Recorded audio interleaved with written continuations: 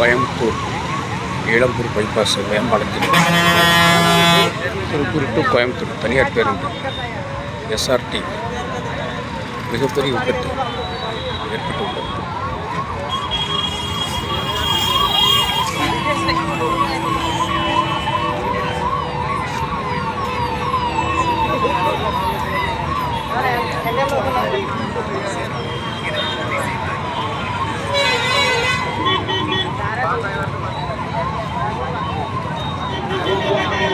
Fire service எல்லாம் வந்துருக்கு. பெரிய க்ரௌடாக இருக்குது சார்.